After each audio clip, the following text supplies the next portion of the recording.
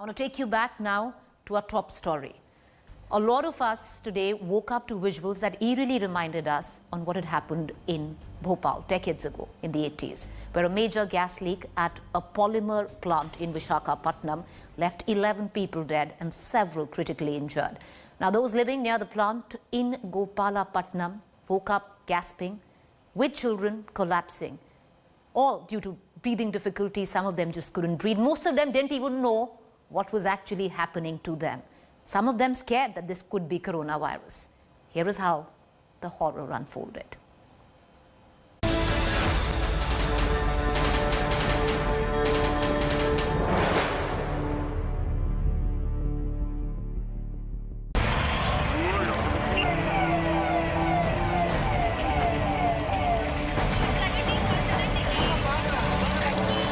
People dropping like 9 pins, many gasping for breath. Children collapsing right in front of their elders. Visakhapatnam woke up to the sheer horror on Thursday. No sirens, no alarm bells. A gas leak at the LG Polymers factory in the coastal city of Andhra Pradesh caught its citizens unaware on Thursday. Styrene, a toxic gas, enveloped the entire neighborhood around 2:30 a.m. Defenseless and clueless, citizens didn't know what was happening to them for hours. The result, many are dead, many more critical, fighting for their lives in city hospitals. What you see on your screens is scary. What we have edited out, scarier.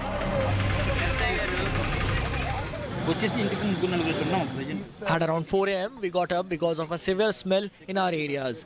We immediately rushed to nearby villages, which is safer than our area. We started walking towards a safer place because we were facing severe smell since morning. My eyes are burning because of this smell and we are feeling a bit suffocated. That's why we decided to walk towards a safer place. You can see that lots of people deployed here. The cops are deployed here to control the people. So this is where exactly in the morning where people were were falling down, and the cops and the DRF teams immediately rushed to the spot to rescue. Help came late. Citizens were left to fend for themselves. People rushed for medical help in available vehicles. The healthcare facilities are overwhelmed as thousands have been exposed to the gas. Like Bhopal gas tragedy, one of the biggest gas tragedy happened in Visakhapatnam. Inflammable gases like this pentane and ethylene oxide and benzene dioxide, these gases were blown out. While the gas may not result in many fatalities, long-term exposure could affect the central nervous system and may even lead to cancer. Some of these patients will require to be intubated and put on a ventilator. Many will just require oxygen therapy, and we have to monitor for their oxygen, respiratory rate and their CNS depression. An investigation is underway to ascertain the exact cause of the gas leak. The gas leaked from a plant that was unattended due to the lockdown. Initial assessment points to malfunction in a valve. With Anusha Pupala, Bureau Report, India Today. You know, I hope you heard with what I said in that report. What you saw is horrible, spine-chilling, but what we saw and we edited out was worse. And the reason why, because many of the citizens in Vizag didn't quite know what was happening to them. Most of them woke up in the dead of night, not being able to breathe. Most of them thought that they had possibly contracted coronavirus because that's the fear of not breathing right now. But criminal culpability, will that be fixed this time around? And why do we say this time around? Because India has had a history of precedents where time in and time again, every incident has happened. Compensation is given now lately, but criminal culpability of those who were behind this plant has never been fixed. I want to take you through the charges now against LG Polymer. LG Polymer is the South Korean firm that runs the plant which manufactures plastic in Visakhapatnam. The charge is that the company and the plant ignored protocols in haste to restart the plant. That is their biggest charge because it was restarting after the shutdown due to coronavirus. Styrene gas was not stored at appropriate temperature. You know, viewers, I'd like to remind you that after the Bhopal gas tragedy, there has been a set protocol on how chemicals are stored. And as per the initial reports, the gas was not stored as per that protocol. Storage tank was old and not well maintained. This is also in the protocol which was stipulated post the Bhopal gas tragedy. No monitoring mechanism to detect styrene leakage. There was absolutely no mechanism to detect that this gas has started leaking. Alarms didn't go off for possible gas leaks. Now, this gas leaked at about 2:30 a.m. at night, and there was absolutely no silence. People kept sleeping, then woke up gasping. And lastly, there are discrepancies over clearances. When I say clearances here, mostly environmental clearances. A big question mark there on how this firm, this plant, obtained environmental clearances. So certain FIRs have been now put against LG Polymer. I want to take our viewers through that. Now, Section 278 under the IPC, the LG Polymer company has been charged and booked under that. Now, this makes Section 284 of neglect conduct with respect to poisonous substance. I will take you further on. Section 285, neglect conduct with respect to combustible matter. Section 337, causing hurt by act of endangering life or personal safety of others. Section 338, causing grievous hurt by act endangering life of others. And Section 304, punishment for culpable homicide not amounting to murder. So these are the charges that have been slapped against LG Polymer. They have been booked, but will it reach fruition? Will we see criminal culpability? That's the big question that we are addressing. I want to cut across right now to our guest this evening. I have Sunita Narayan with me. She's an environmentalist. She's been working on this particular story very closely. She's the one who 3 months ago had actually stated that many plants, many factories are possibly not very well maintained and could risk gas leaks. Ms. Narayan, appreciate you joining me. My first question, what do you think which were the lapses in this particular incident? What we have found from our investigation is this accident happened at the time when the factory was reopening. We have also found very clearly that there are some maintenance problems in the factory. The storage tank was not being maintained at the right temperature. The leakage happened and the detector, which is the VOC detector, was not working, and therefore the gas leaked, and the exposure was so high that it even killed people. This gas should not kill people. This substance, styrene, is not so lethal, but that means the exposure was so high that it even killed people.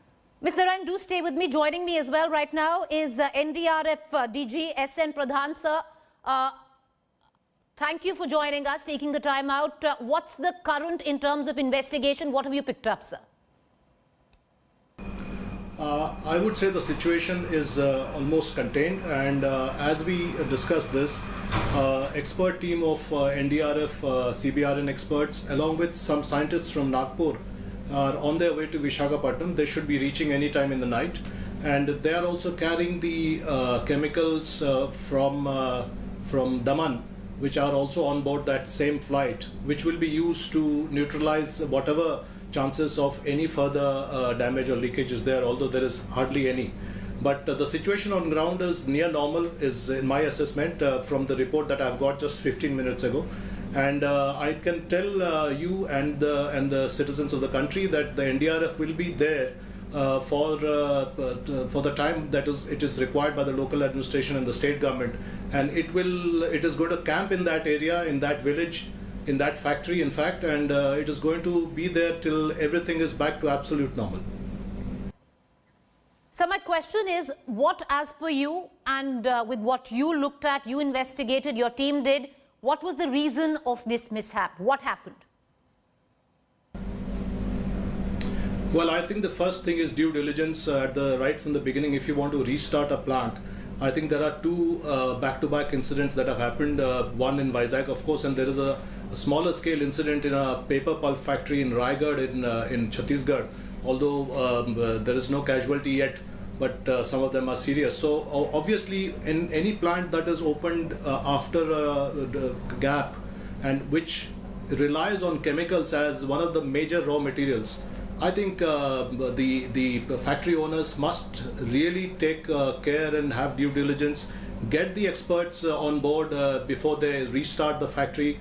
And it is probably a better idea that you don't rely only on your resident engineers or the resident workers, but actually take care of somebody as an external expert, because he would know exactly what to do. And that if you don't do that, I think the net result is actually against the factory owners themselves and the factory being able to start.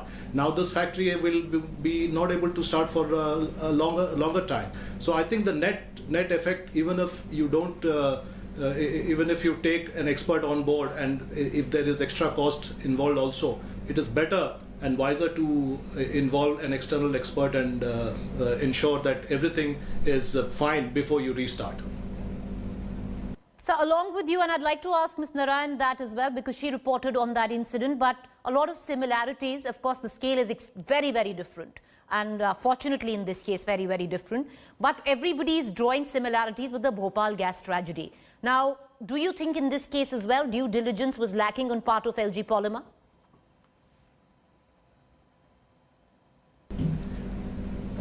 Well, unlike the Bhopal gas situation, which was near poisonous or poisonous category, this is a toxic gas. The category is toxic gas, and it does have its deleterious effects. But it will happen only when the ingestion is of a very high level, and the proximity is of also very high. And the deaths that have occurred, I would assume that they had ingested or inhaled a very high quantity that has compromised their system and the body and the internal organs, and that is why they have succumbed. Otherwise, majority of the patients suffer from irritation of the throat, irritation of the skin, and maybe some damage to the some minimal damage to the respiratory system. So I think to come back to the issue of chemicals, wherever chemicals are used, whether they are toxic or near poisonous, I think there has to be a lot of due diligence. And there are guidelines by the NDMA, there are guidelines by the Ministry of Environment and all. But I think it is time that it should be really taken cognizance of very strongly. DG NDRF, Mr. Pradhan, appreciate you joining us. Thank you there. I want to go back across to Ms. Narayan, who's with us. Ms. Narayan, my question is again, now there are stark, if you look at, the question I had asked Sir as well, similarities being drawn with the Bhopal gas tragedy. You reported on it. Of course, the scale is very different. But do you see similarities as well?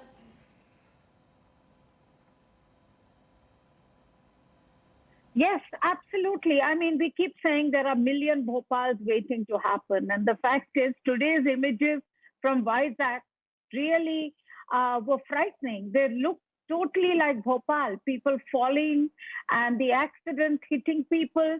The fact is, post-Bhopal, a lot of laws have been put into place. We have huge amount of changes in the regulations that have been brought in for chemical industry. But where we are really weak is deterrence. We do not have adequate systems to hold companies liable when such accidents happen. And this is why, if you see accident after accident, there is no real liability, in spite of the fact that we have the laws. And I think this is really where we need to work further. That prompts me to the next question, Ms. Narayan. A whole list that I can see that of charges against this particular company. Do you think that any of them will be brought to fruition? We've seen multiple cases in the past of gas leaks where we've seen compensation, but really no criminal culpability.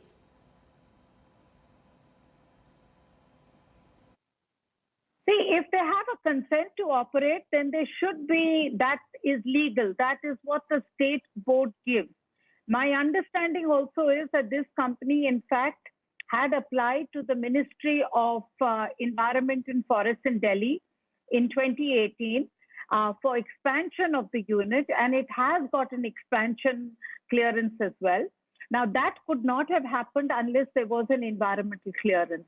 I think here, Preeti, the issue is not the clearance. The issue is really the accident and the negligence that happens within the factories to maintain these tanks, these chemical tanks, other elements which would lead to such accidents to happen. And I am particularly worried because post-lockdown, there is going to be huge haste. A lot of factories are going to try and cut through and sort of avoid all the precautions that they need to take to open the factory. And I think that's what happened here, combined with criminal negligence of not maintaining their equipment properly. These are hazardous storage tanks, and that should have been done. So it's a combination of the haste, and that is why I think also the union government must ensure that now all factories are told as they reopen that all precautions are taken. We cannot afford more accidents. Final question, Ms. Narayan, for somebody who did report through what had happened in Bhopal, I'd like to ask you, like I said, the comparison is very different because the scale is very different, fortunately so in this case.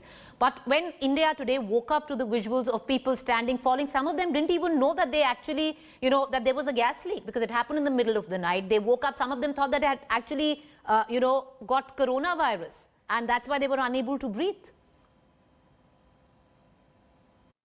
I mean, the scale of Bhopal can't be compared to this, but the fact is 2 or 3 things have to be done. One, instantly, we need to identify the victims and they need to be compensated. The law provides that they have to be compensated in the case of industrial accidents. They must be compensated without delay. 2, liability of the company must be established. This whole argument I'm hearing today that this is because of the lockdown and there are this reason the executives couldn't travel to the factory, all that is hogwash. The fact is they are liable and their liability has to be established and action has to be taken. We need deterrence. And thirdly, we have to make sure that the area is safe enough for people to inhabit. Now, my understanding is this gas cannot be neutralized once in the air. We have to wish for the best that the air, because Vizag has the advantage of being near the sea, that the pollutant will be washed away. But we need to monitor that very carefully, and only when it is safe that we allow people in. We also need to monitor that the gas has not traveled to other parts of the city, which means all precautions must be taken. Pollution Control Board must inform people of the route of the gas and the level in the ambient air now. Appreciate you joining us, Ms. Sunita Narayan. Yes, there is no comparison. And once again, at the cost of repetition, I would say it, fortunately, the scale is much lesser here with the Bhopal gas tragedy. But I just want to throw back to what we must remember, because the victims of the Bhopal gas tragedy never got justice. Today, we have 11 dead. Many are still critical. Let's hope they do. No, the scale cannot be compared. But lest we forget, when justice was denied,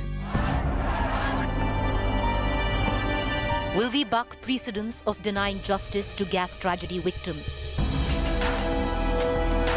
Will Visakhapatnam gas tragedy be any different? Will criminal culpability be fixed this time?